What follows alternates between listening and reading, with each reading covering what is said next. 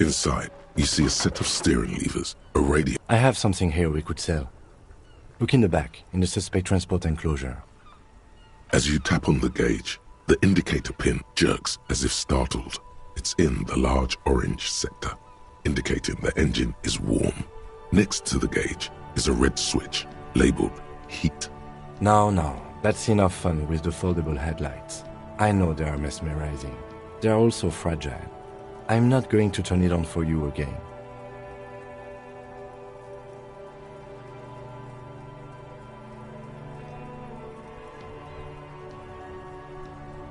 The cage at the... I confiscated this for a little while back. We can take them to the pawn shop. The lieutenant nods as you take the spinners.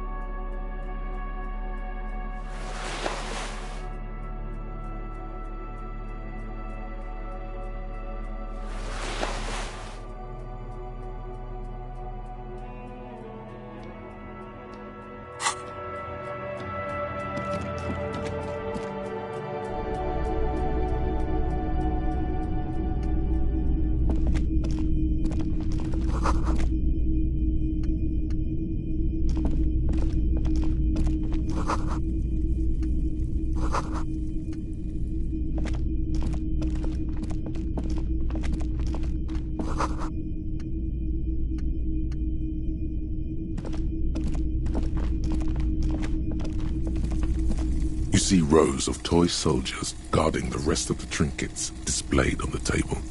Some on horseback, others in rags, others yet in bright blue uniforms. All are stern and unyielding in their duty. Try to find something pretty and cool here, then use it to win her back.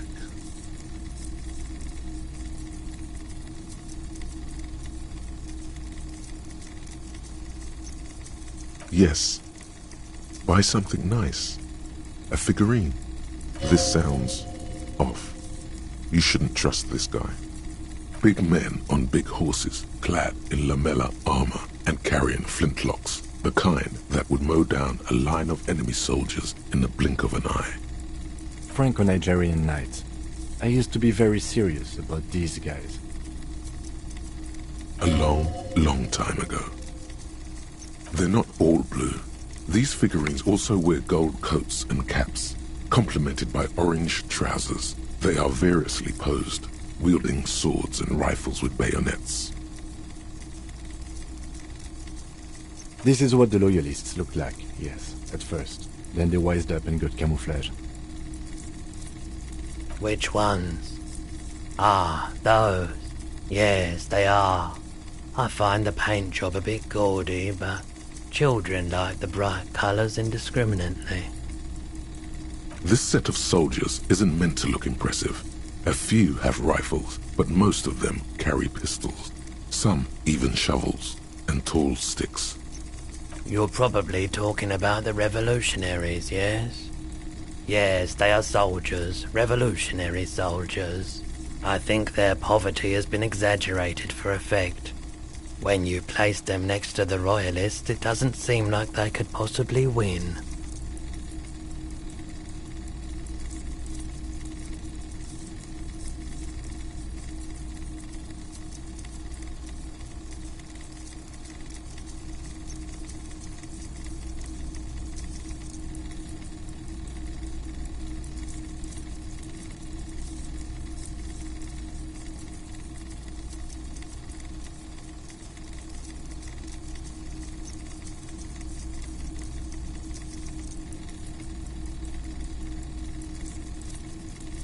Okay, I don't like either set too much, to be honest. He seems to have his own take on the conflict played out in perpetuity by these toys. Might be interesting to find out what it is. Why? What's this? A headless man riding a horse? A headless man wearing futuristic tracksuit trousers that say found. Oh, that's the Headless Phone Rider. The Headless Phone Rider. It's an urban legend about a man who rides the streets of Revachol sporting a fawn tracksuit. As you see, he's missing his head. 50 cents. Bargain priced. I'll throw in the tiny cap too. I think he's looking for it, or something. That part of the story has many interpretations. He lost his cap when he lost his head. Perhaps he's looking for the head.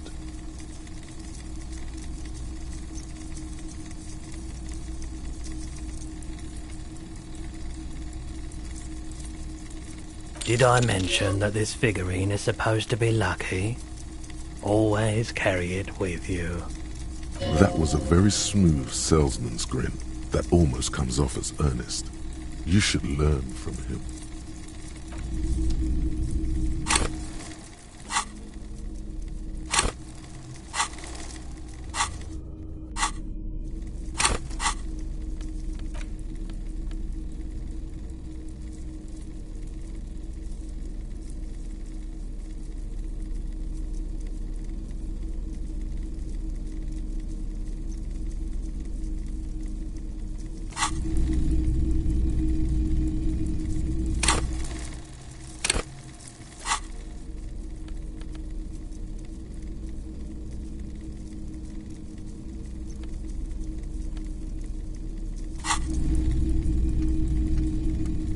You see rows of toy soldiers. The boomboxes on the shelf look well-loved and well-traveled. Chipped, dented, they stare at you with the unblinking eyes of their tape reels. One especially catches your eye. Deep gold and amber plastic with a big old handle on top. A classic boombox that says, Stereo 8 approved. This is you. Golden orange. A sunset suite. Just make sure it works before you buy it.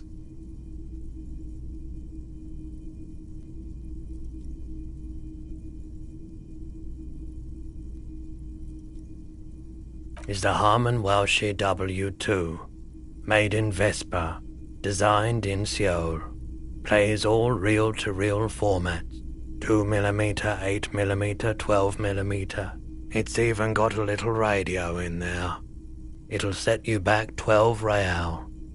If police work means playing tapes, sure, you can use it for that. Or any other time you'd need to play a tape. Like a beach party. With sand and sun and seagulls dancing on the breeze. Theoretically, yes. But we don't have time right now. It's generally murder investigation first, then beach party.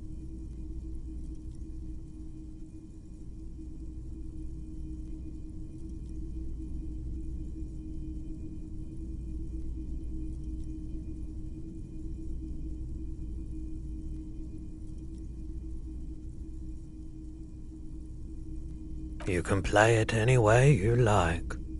And I guess since you're a police officer, no one can arrest you for it. Absolutely.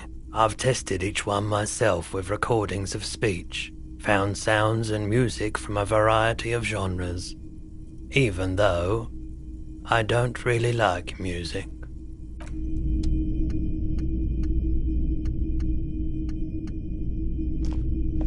A typical Martinez streetlight sits among assorted floor and table lamps.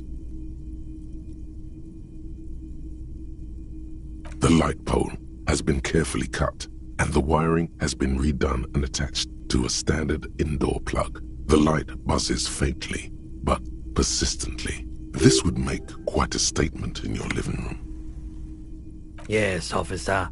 As you see, it's in perfect working order. We are not here to investigate the theft of city property.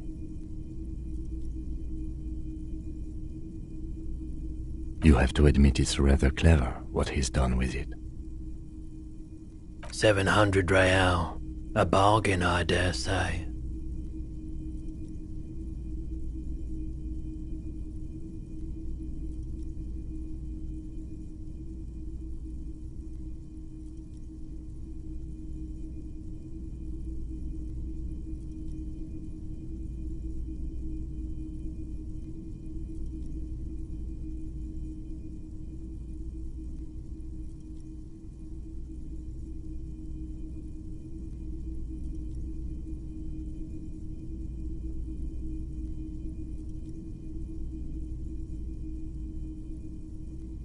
There's also the matter of rewiring, but the most important transformation is the light's placement among ordinary, indoor fixtures, which has adjusted its morphological field. The light became suitable for use inside the home just a few days ago.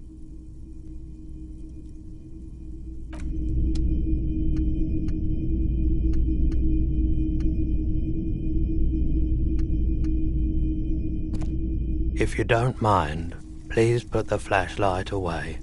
Some of us have photonic sensitivities. Photonic sensitivity is not generally acknowledged by the medical establishment.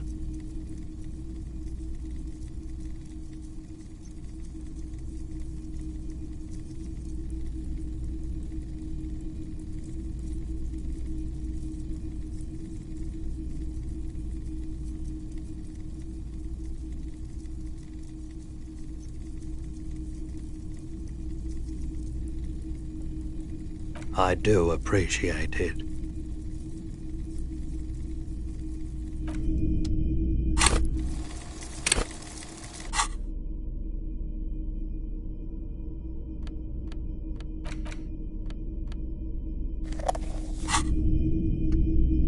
It's not often that I see officers from the RCM in my pawn shop.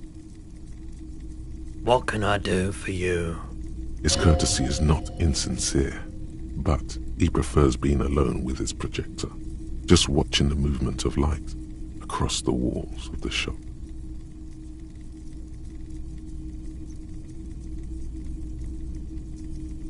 Oh no, not at all. I guess I haven't had many customers lately, RCM or otherwise. Who are your customers usually? All kinds of people come through here. Locals, travelers, people looking for a deal, people looking for a keepsake, people who are terminally bored.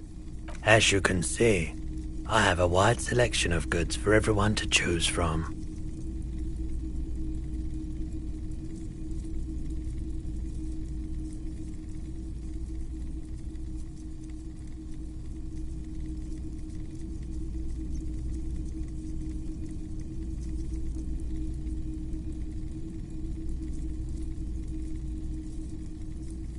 It keeps me entertained.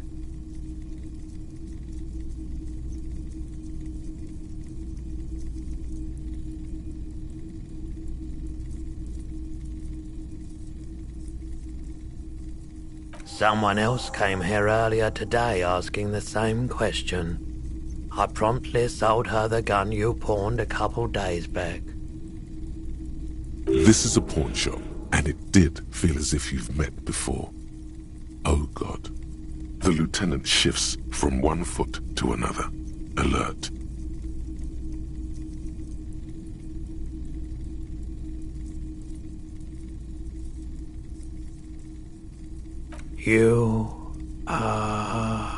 With Kim here too? That just sounded really, really bad.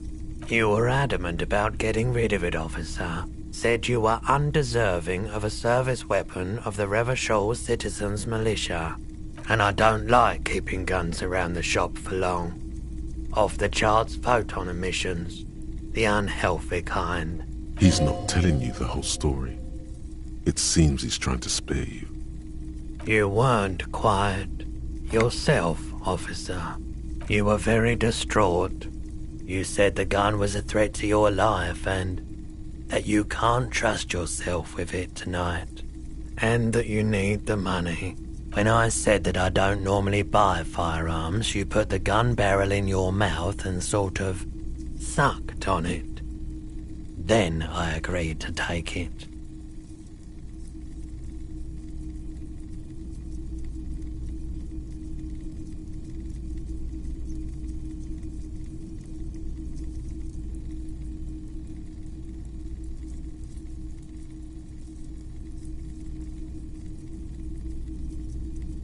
The light swirls in his face and glasses. He doesn't know what to say.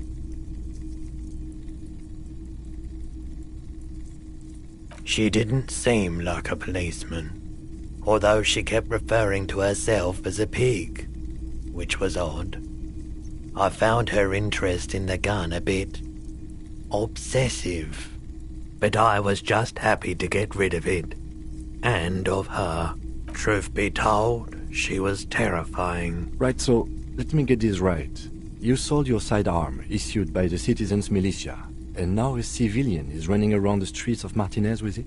Miraculously, his face does not reveal what's happening inside.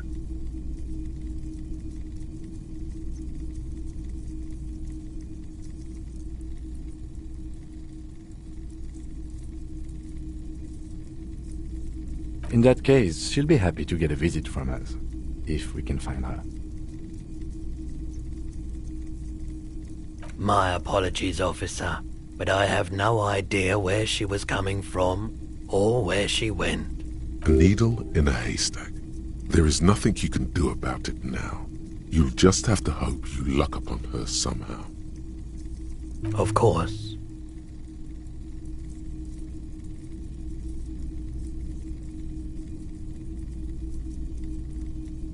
I doubt it, but I can try and answer any questions you may have. I do my best to keep my distance from all manner of butchery. Bad for business, bad for everyone. He doesn't know anything. The pawnbroker's gaze is already fixed on the dancing colors.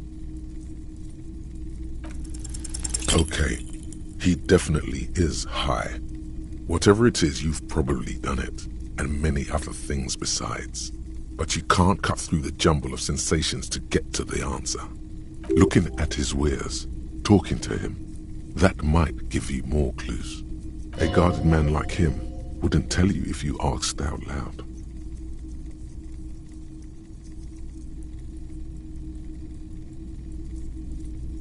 Yes, we'd like to sell these hubcaps. Roy takes the hubcaps from the lieutenant and inspects them. The spinners appear iridescent in the dancing light of his pawn shop. Yes, these are very, very good. Did you defraud some foreign prince for them? Jump-a-mesque banger? No matter. I'll give you 200 real. No one was defrauded or jumped, I assure you. Of course. I meant no offense. 200 real for you, officer. Delightful doing business with you. Do come again. Thank you. Here's the 130 real you need for your bill. Do not waste it. The rest is for him, to compensate for the pain of being separated from his radiant spinners. The windfall is a small consolation. Anything else you're thinking of selling?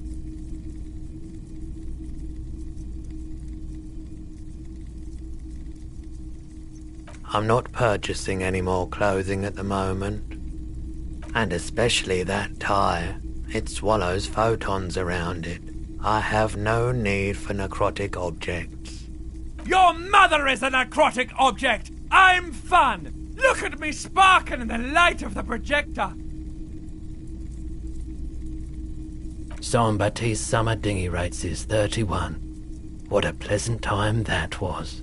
So, what do you want to know? Price? I can give you $3.20 for it. A pin from 31 ought to be priced at $3.10, but I added another 10 cents just to be nice. Sure thing. So, do you want to sell anything? Anything else you're thinking of selling?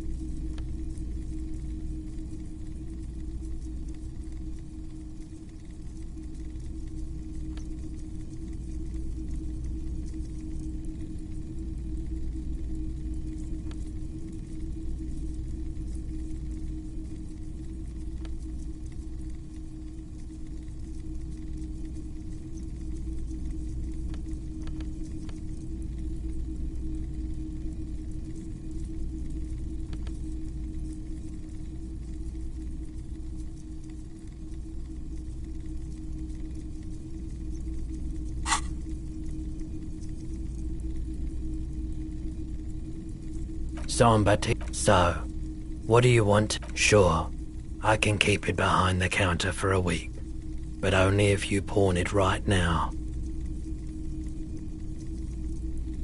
Sure thing. So, anything else you're thinking of selling?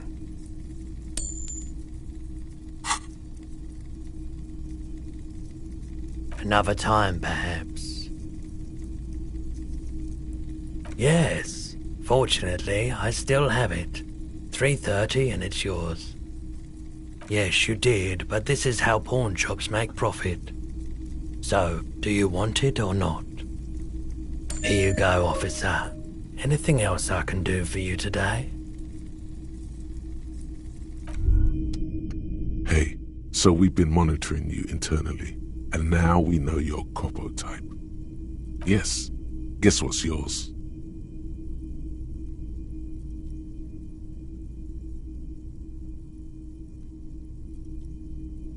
That is only a ludicrous daydream. Guess again. You're the... Yes, sorry cop. The cop who's sorriest. Let's make it official then, shall we? Huge lack of enthusiasm going on in here.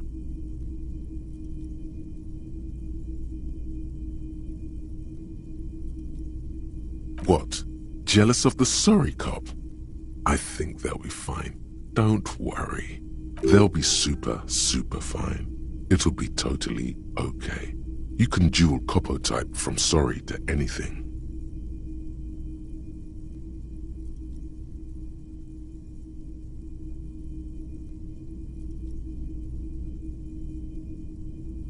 Of course you are. It's okay. See if you can get something out of this, like info. Or maybe every time you say you're sorry, you get $1 million. That won't happen.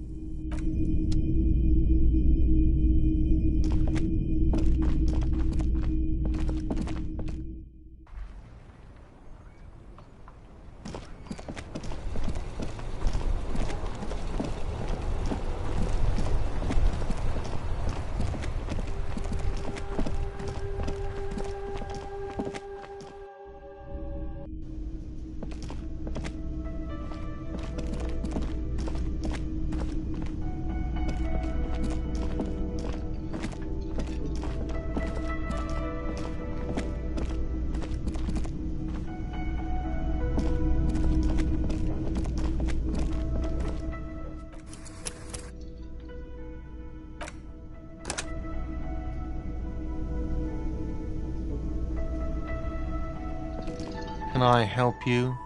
Yes. Have you got it? Well?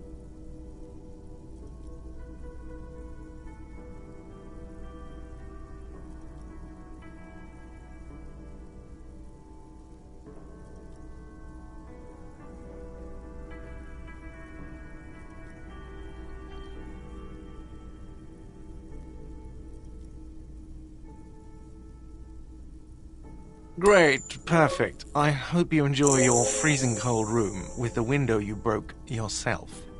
You've really worn down his patience. Even paying him didn't help. The electronic lock to your room has been disabled till 9 p.m. tomorrow. Starting tomorrow, please pay for each night in advance. 20 real per night. If you don't have the money, it's over for you. Got it? You've got nowhere else to stay. Time stops advancing after 2 in the morning. If you haven't paid for your room by then, it's game over. Don't leave finding money to the last minute, however. It's harder to make cash after nightfall when the shops are closed and the streets empty.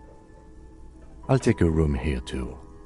Always happy to have officers from the RCM as guests. Anything else I can do for you?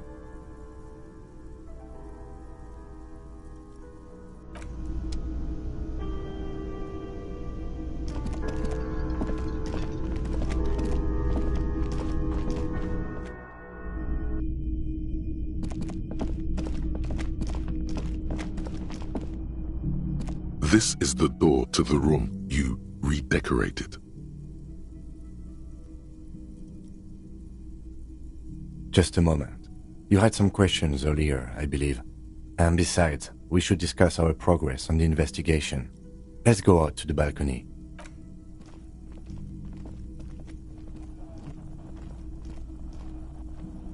The air outside is brisk. The lieutenant is silent for a moment. He listens to the traffic hum. Then, Where shall we begin? We should talk about the investigation, first and foremost. But I also remember you wanting to discuss the RCM?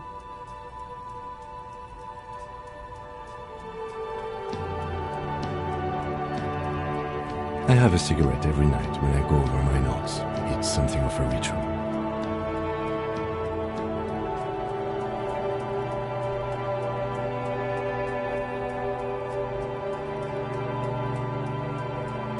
I apologize, but I only brought one with me. I have exactly one cigarette every night while going over my notes. Yes, it's been a long and eventful day. Well, you were so hungover that you couldn't keep it down when we approached the hanged man, so we didn't even inspect the body. And there's still much to do at the crime scene too. We didn't search it thoroughly enough. he would have put all of this more harshly. But he doesn't want you to feel completely discouraged. Probably because he's afraid that you'll just give up and keep drinking.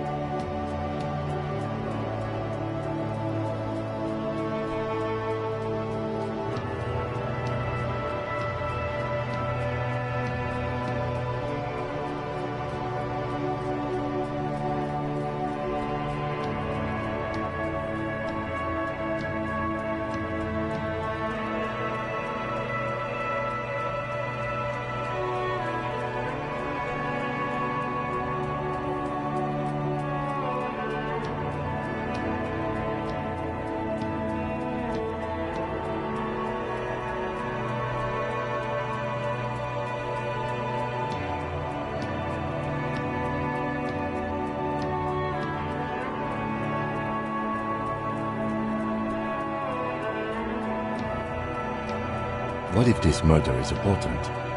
As for the interviews, we weren't able to find the union leader, Everard Clare, much less interview him. So that's on the to-do list for tomorrow. We didn't talk to the Wild Pines rep. We really must do that tomorrow. Above all, though, today was exhausting. What's with all the running? You run a lot. Is that a standard Precinct 41 practice?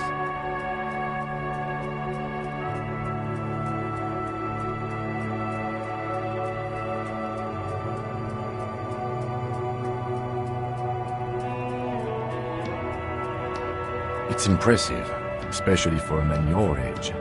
And in those hills. Nice shoes, by the way. I like the green. Goes with the orange. They're quite limited, actually. The power officers of the Revachol Citizens Militia exercise most frequently is imposing fines of up to 1,000 real for offenses, in accordance with an interdepartmental schedule. The RCM's primary role is to ensure safety.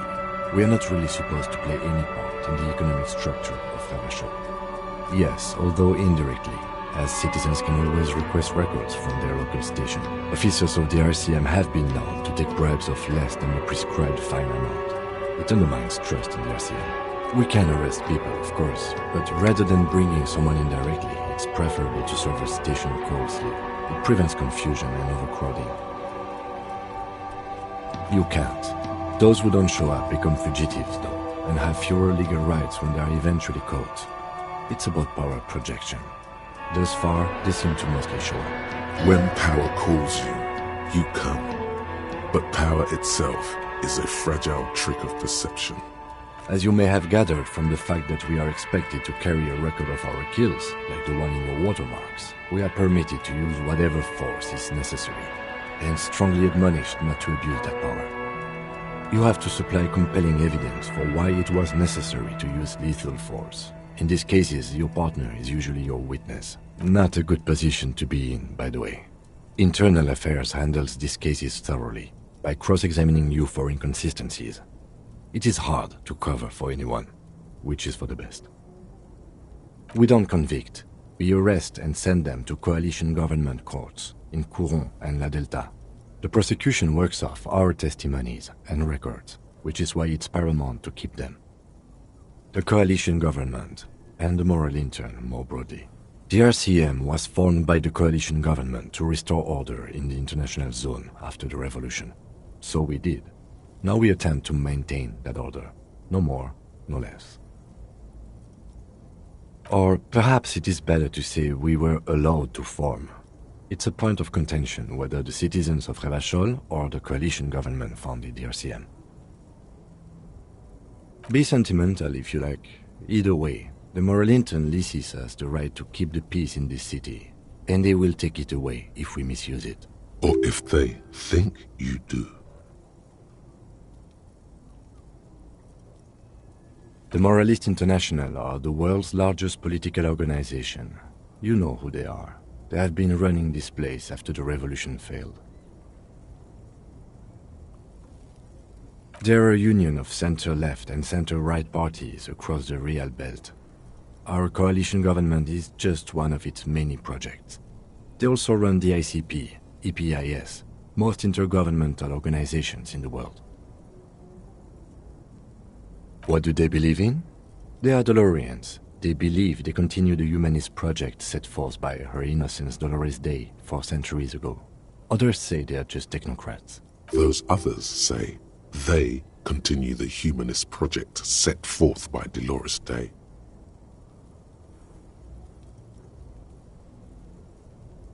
Interesting question. It's a blue forget-me-not. Their motto is love, compassion, self-discipline. I think you can gauge what they want you to think of them from that. Something kind and usual. Something almost self-explanatory. Something ominous. A historic figure? The author of the modern age? You will have to look elsewhere for opinions. The subject of humanism is too abstract for me. The moral intern are a fact.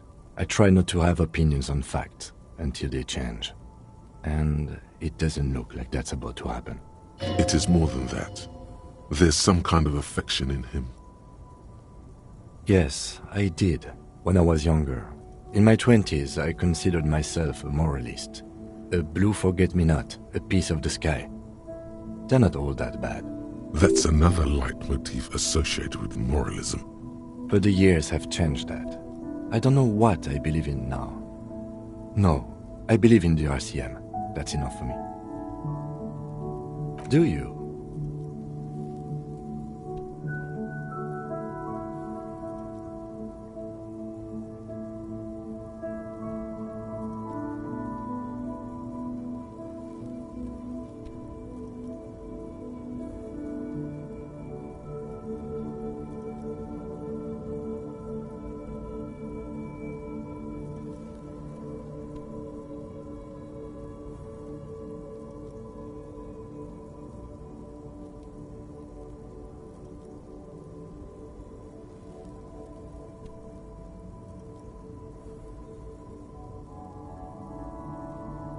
We are in what is called the twilight of international law. The laws we claim to enforce come from the MI.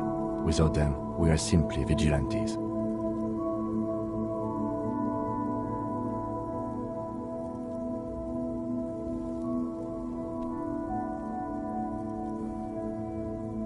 Then you will adore Martinez. For many of these people, the Union especially, vigilantes is precisely what we are. Personally, I don't enjoy it much. The dying lights of the city shimmer below. Slowly, like luminous clouds, they pass on his lenses. The lieutenant looks at his slim cigarette, contemplating the next drag. This soldier is the highlight of the day for me, he thinks. This little stick right here. They really don't like us here. And the mouth on that kid, Kuno. It's different in land, in Jamrock and the GRIH. It's our fault for leaving this place to the dogs, to the Union, to the company, not daring to come here more often. This place has fallen between the cracks, the jurisdictions of our two precincts. We run this city. West of the river is RCM land. It's incredibly hard. Human beings are... But we are in control, and it's worth it. The organization works, our systems work. If they didn't, the city would disintegrate. Night. Captain Bartholomew Price steps into the yard. A piebald horse waits by the motor carriage, chewing oats out of an oat bag. Seagulls fly overhead. The sky is black. Captain Price wears a black suit and a standard patrol coat as he mounts the horse to head home. Rows of houses on either side, hunching over the sidewalks, and Precinct 41 with its dome roof growing distant. Around him, the streets are silent. A kid on the corner waves at the captain as he takes the turn on Petition and Main. The horse neighs. The captain nods back. Thanks, kid, he thinks. He's grateful.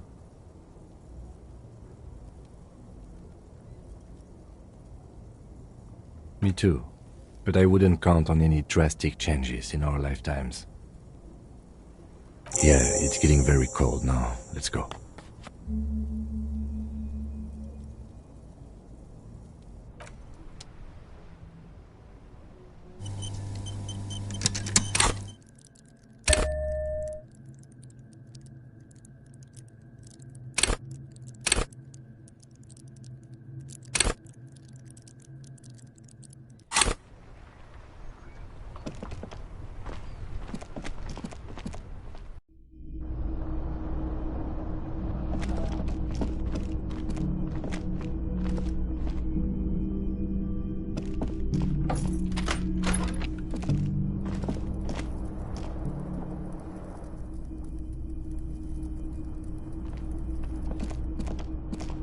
The bed is cold and not particularly inviting, but it's yours.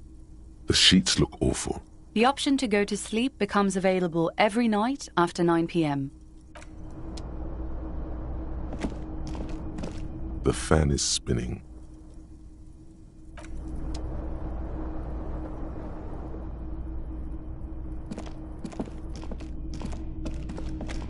A mirror hangs on the bathroom wall. In it, your face, adorned with the expression.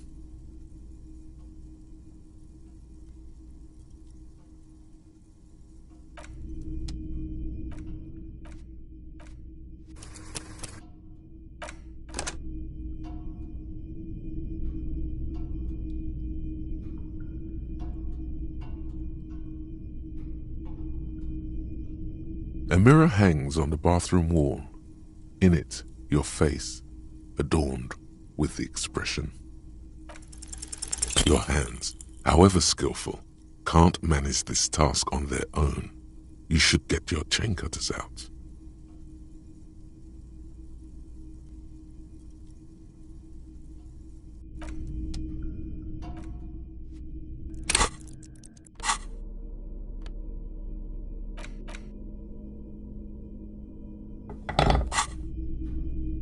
A mirror hangs on the bathroom wall. In it, the faucet is quite terribly mangled, but you just might be able to twist its parts into place. You handle the chain cutters deftly, applying just enough pressure. The faucet regains a recognizable shape. The steam stops. Told you that you needed those chain cutters. Everything is connected. Everything has a purpose. The mirror begins to clear slowly without you having to wipe it.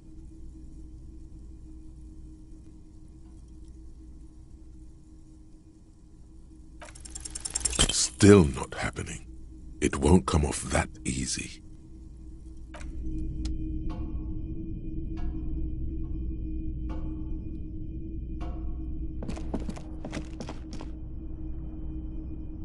The bed is cold and not. The sheets feel at once coarse and clammy against your skin. The bed sags beneath your weight as you stretch out and finally close your eyes. And then sleep. And then sleep doesn't come. Maybe it's the bed's fault. It's a little better. Colors, scenes, and half-formed phrases still litter your mind.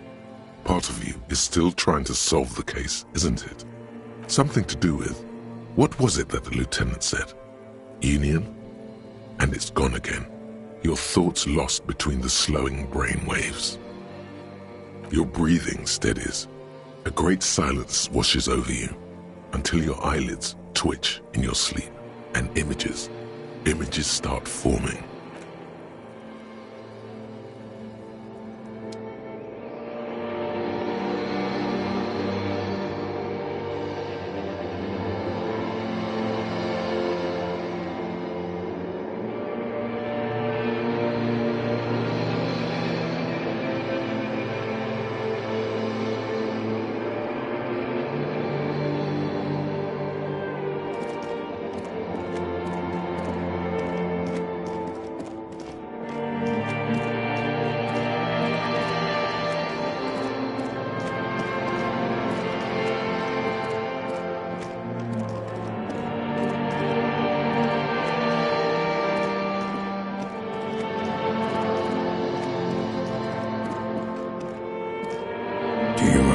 The scent of your childhood.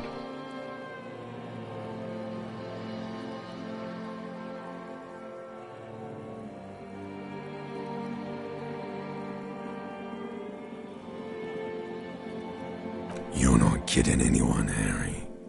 You don't remember shit. Tell me, do you remember your wife's hand on your face?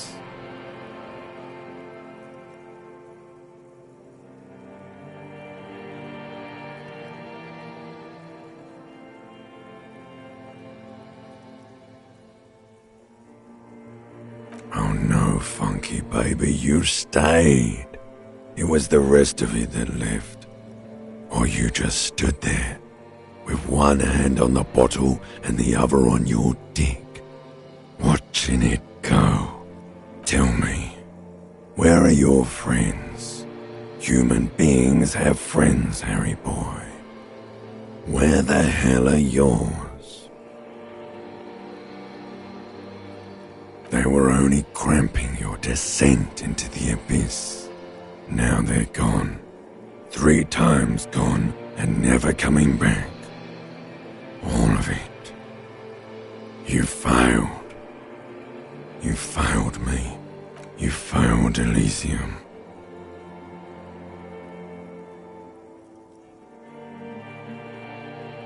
Everything. The Pale and the Isolas. On the surface, the outer magnetosphere, burning furious truth. 8,000 years of written history. You really dropped the ball, Harry. 4.6 billion people, and you failed every single one of them. You really fucked up.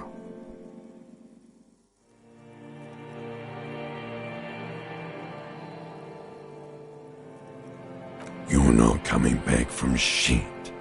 thrashing around in that high conductivity state of yours, bumping into things and acting like a clown.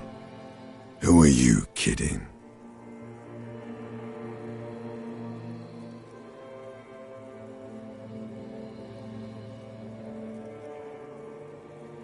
Help you? Why? I can't hear you. The rest is just a word dream. Jumbled up garbage. The pictures are gone. The bed rises to meet you. A thin sleep-like state. More glass than velvet. Grinding in your head. So something is wrong. Sleep shouldn't be this bad, this dry, this unnourishing. There's something wrong with your thoughts. Some kind of new type of hangover. Oh yes, party boy, and it's worse than the one before. Just think of the shit you saw. Here it comes too, so soon already. A silent alarm goes off in your head like clockwork, barely let you sleep at all. Time to get those clothes on, Harry. Time to go to work in the shit factory.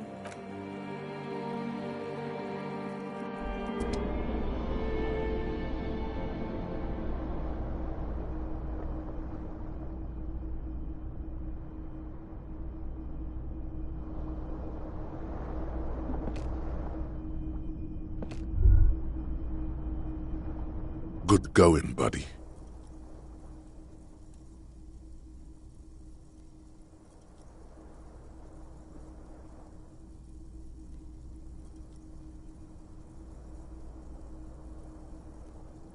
Really?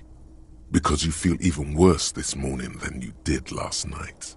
You mean, why are you so tired? Too tired and down to even think? It is worrying, isn't it?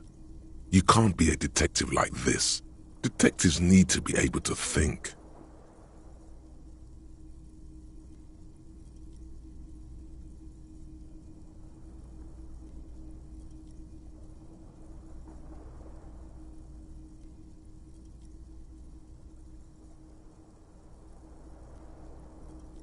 That's not really true. Your heart has finally pumped all the speed out of your system, Buster. Time to get some more. Don't do that. Stay strong. The hangover will wear off. You don't need to keep doing this to yourself. Speed is a potent central nervous system stimulant. It kept you propped up all day yesterday, despite your debilitating hangover. How else did you think you even got up from this floor? You got up from this floor because of a holy vow you made 16 years ago. With me. To wake up exactly 7:30 every morning until the day you die. Don't be silly. There was no vow. You were high on speed. That was the only reason you got up. You can't detect without it. It's that simple. Of course, Martinez is speed central. You just gotta poke around, follow your nose. You and Speed will be happy again. You will make her come home.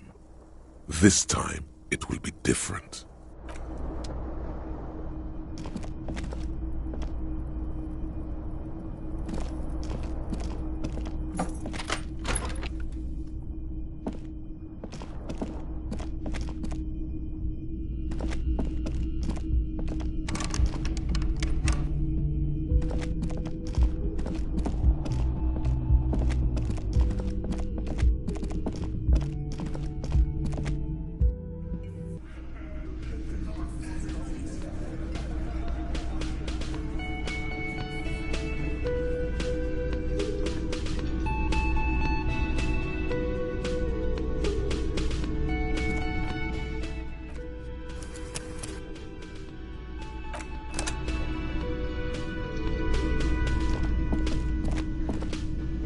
Morning.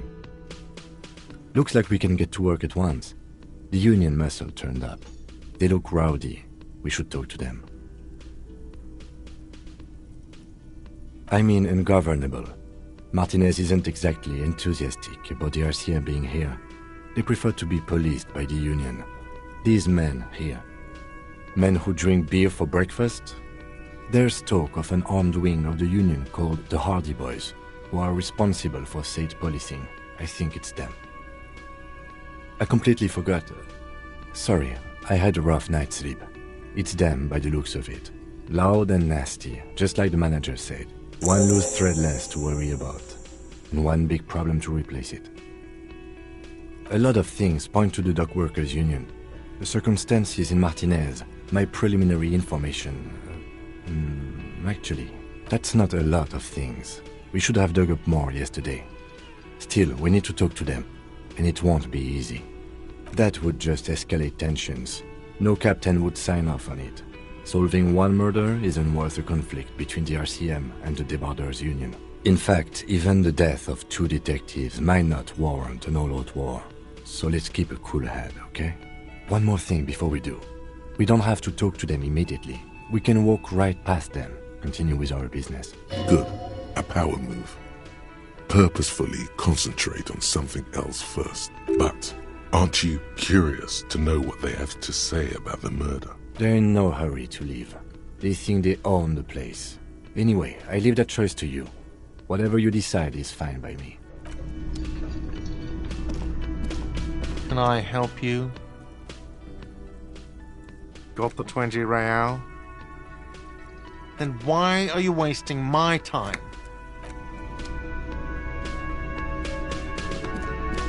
Just a moment. And there's no public phones nearby? The closest phone booth is down the coast. Sorry for the inconvenience, ma'am. It's fine, I understand. Thank you anyway. I'm glad to see you again, dear. The lady is distressed. Perhaps something more upbeat might cheer her up.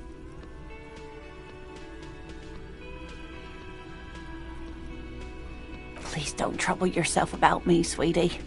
I was just hoping to make a call, but the Whirling's phone line isn't working. A faint smile tells you she appreciates the effort, but at the moment her mind is on more serious matters. The Union office probably has a phone, but I can't really get there, or to the phone booth down the coast. And Gary's phone is dead too. The manager was vague about it. To let the young woman who's house-sitting for us know that we may be delayed. Morel, my husband, and our friend Gary were supposed to get back by Monday night, but they're still missing, and I haven't heard from them. I was also hoping she'd heard from Morel. A little missing persons puzzle might just be the thing to take your mind off the hangover. That's just it. This isn't like him at all. He always plans his expeditions so carefully, but you have more important things to worry about. Just some field work, sweetie. Morel is a highly trained scientist. He and his assistant Gary are studying an extremely rare species of insect. But they should have returned by now. They were just going down the coast across the water lock to set a few traps. He said they'd be back on Monday. What could be keeping them? Oh, sweetie, it's nothing like that. Gary's as loyal as they come. I trust him with my husband's life any day. I doubt it, sweetie. The traps aren't big enough for humans to get caught in them. They're for the insect. Anyway. Do it. Find him. This will surely lead to a mystery with that extremely rare insect. Yes, please. Some science fiction is exactly what's needed right now. Spice up that vanilla murder investigation. Are you sure we have time to go chasing after bug hunters just now? I did suggest we play it cool, but...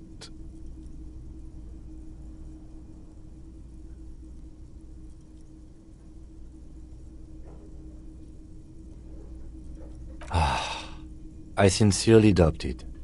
Still, I suppose it won't hurt to keep an eye out. Oh, thank you, officers. truly, I'll be right here if you come across any sign of Morel. Oh, yes. A zoologist. A cryptozoologist, to be more precise. It's a pseudoscience that attempts to legitimize research into mythological beasts and urban legends. That's one opinion, yes. And people are entitled to their opinions. My apologies, ma'am. I did not mean to undermine your hobby. It's not a hobby, dear. It's a subfield of zoology, one specializing in animal species that are so exceedingly rare that many assume them to be extinct or even fictitious. Searching for such species called cryptids is difficult and often thankless, and frankly, many scientists are too lazy to do it. Universities these days are rarely interested in supporting real research. The quality of research at Revacholian universities has been on the decline, but you doubt there was ever a time when cryptozoology was embraced by the academic elite. She's completely internalized her husband's struggles. They are her own. Oh dear, I'm not sure where to begin.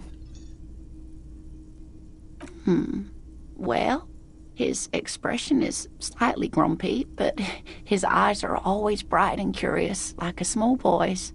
And his palms are quite coarse from all the field work, but he's quite gentle. You can't go around Revachol feeling grown men's hands.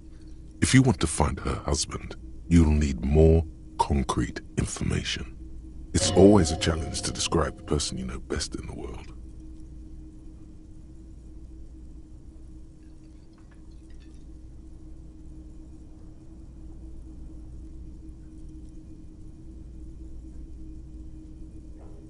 Oh, well, he's a bit shorter than you, but with a larger frame, and he has longish white hair, usually a bit uncombed.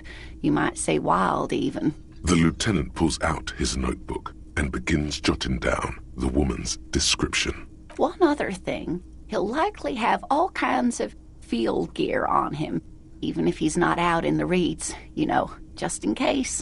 We'll be celebrating our 16th anniversary this autumn. Not the most numerically satisfying anniversary, but I like the less obvious milestones even more somehow. Via dating agency, I'm ashamed to say. I was looking to get back into the scene after recovering from my accident, and he'd just divorced. We hit it off, and, well, here we are.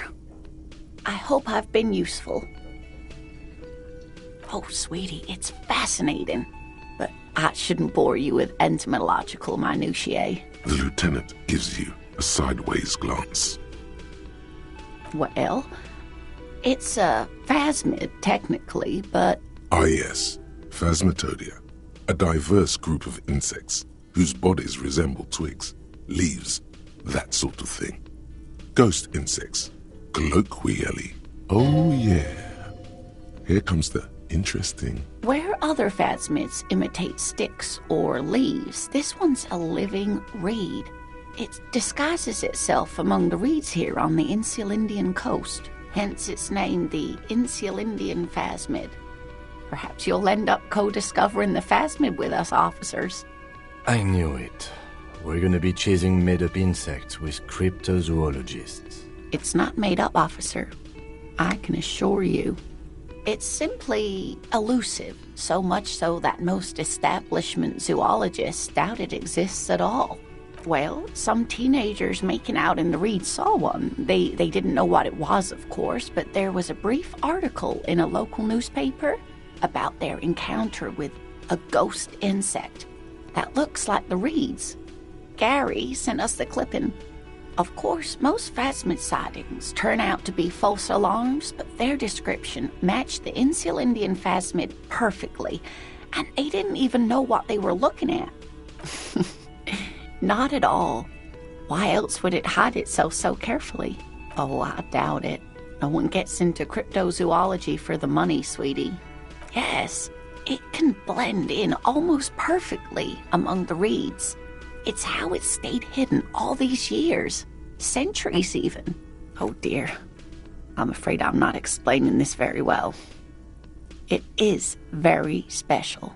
Morel can explain it all much better.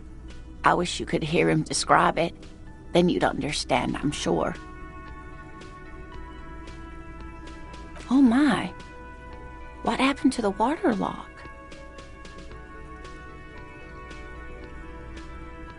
Oh, now you're just having fun at an old woman's expense. In any case, thank you for looking into this. It takes a weight off my shoulders. Thank you both. You're welcome, ma'am. I hate to ask, but if your investigation takes you to the other side of the coast, please do keep an eye out for my husband. And if you see him, let him know Lena is waiting for him here at the Whirling. He gets so tangled up in his work that he may not know the water lock's been repaired. And it's cold out there. Oh, you're such a dear. Thank you, sweetie. I hope you were able to pawn that old trinket. Oh, thank you, dear. I confess I am glad to see it again. Very honorable of you, officer. Even the lieutenant seems happy with this turn of events. Now, what else, sweetie? There's really no point in manipulating anyone. She'd be only too pleased to tell you about her work. Go on and ask. Oh, I'd be delighted. Truth be told, I could really use the company too. One cryptid, not a couple. One. This won't turn into some kind of cryptid extravaganza. And I don't. Just one. Or he'll be disappointed in you. Ooh, tough choice there.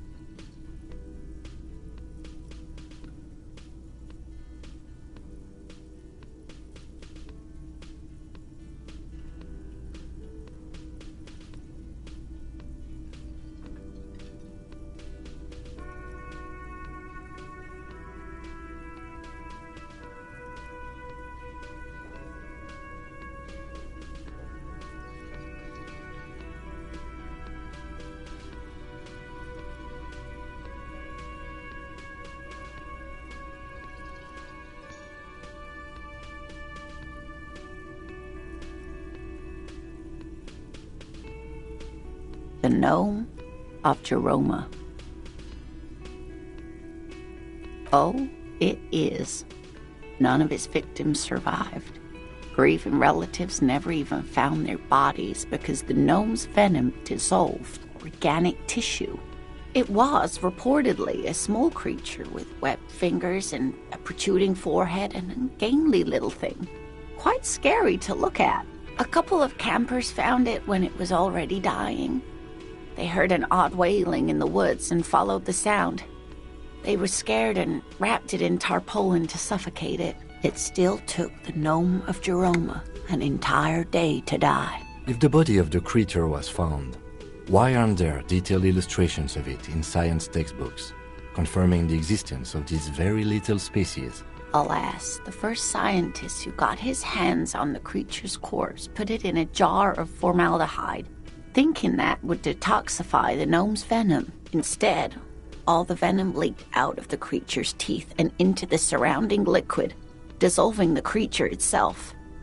A poetic end, perhaps, but a real loss for science. Alas, always alas, and then it was gone. Isn't that overly convenient? Sure, a perfectly good explanation. It dissolved in its own venom. Go on then, ask about more gnomes or whatever. Hey, you promised you'd only ask about one cryptid. The lieutenant pauses thoughtfully. Something in him breaks. Ah, fuck it. Let's have more cryptids. Well, the biggest cryptid is, of course, the horrible giant of Kokonur. The giant lives in the most arid parts of the vast Kokonur Desert in South Samara, casting a strange light across the barren wastes. A mirage or a psychogenous luminance. The towering luminosity of Kokonur is a bad omen in local folklore. Some say it's a fata morgana, others, fate unimaginable. No one knows for sure. It is like an awful mountain appearing from below the horizon and expanding to cover almost a third of your field of vision. Who are you? No animal can be that large. It's a mirage. That's what makes it so peculiar. A species surviving at the very limits of scientific law. The giant of Kokonur must be the largest animal the planet can support. There are limits, you see, to how large a metabolism an ecosystem can beget. Some say a gravity anomaly below the Kokonur Desert might allow the creature to grow to these gargantuan sizes. Great. This is great shit. You need more. Gravity anomaly? Digging it. Digging this parascientific stuff right here. What an interesting question. And the answer is yes, there are. Of course. All fairy tales have someone or something invisible in them. It's the Col de Mamadakwa. Its name means thin whisper of sound, and that's precisely what it is. Self-replicating sound waves, invisible and intangible. The Col de Mama is very afraid of us, which makes it incredibly difficult to track. Col de Mamadakwa can also be translated as a whisper light and low.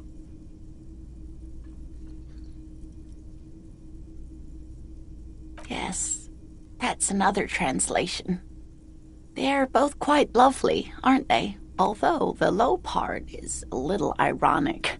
The Col de Mamadakwa makes, or rather is, such a high-pitched sound that other animals, including humans, can't hear it.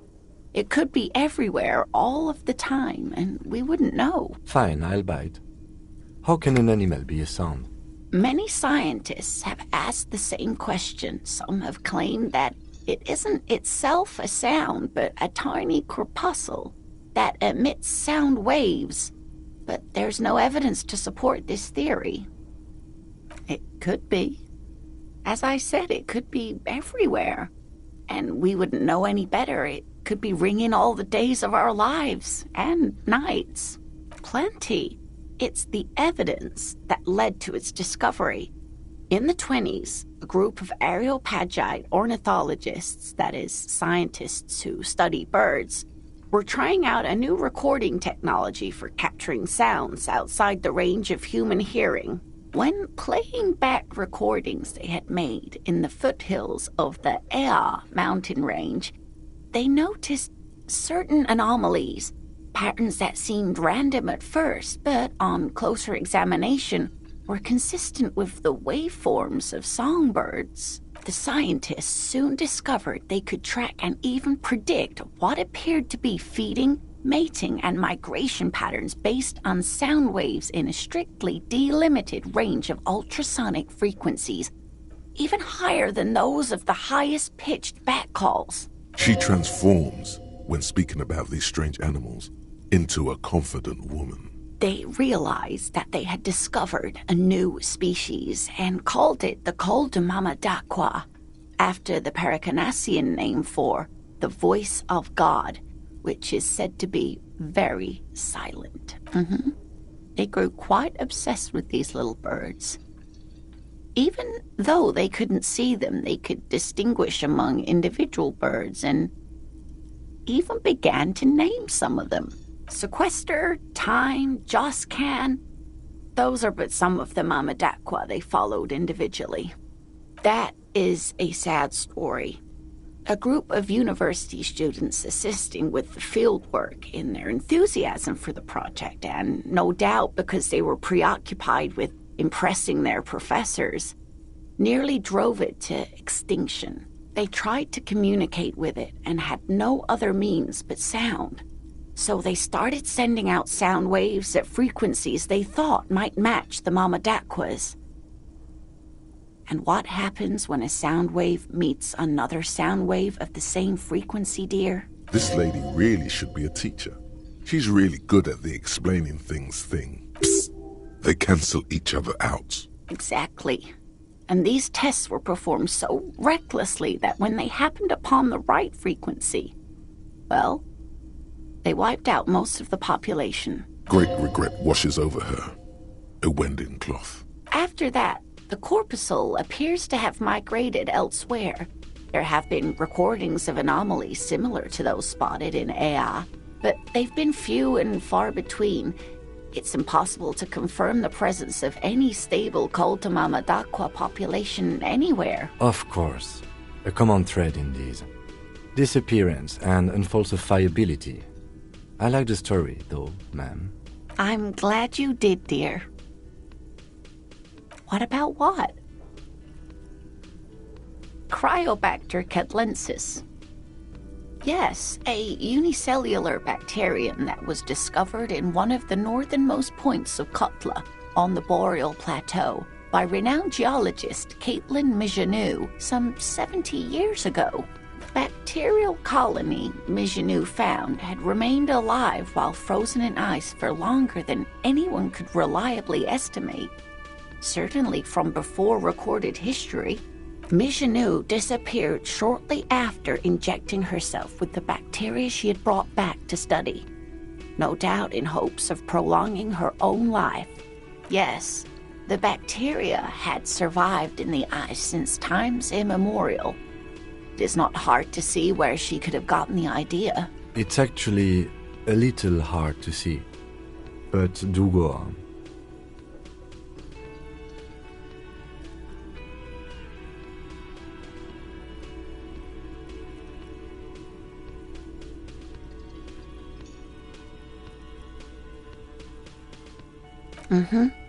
Mijanou did talk about the end of the world a great deal before her abrupt departure. Everyone thought the bacteria had driven her mad, but she really was a brilliant woman. Maybe the Cryobacter catlensis allowed her to see something no one else could. Of course, dear,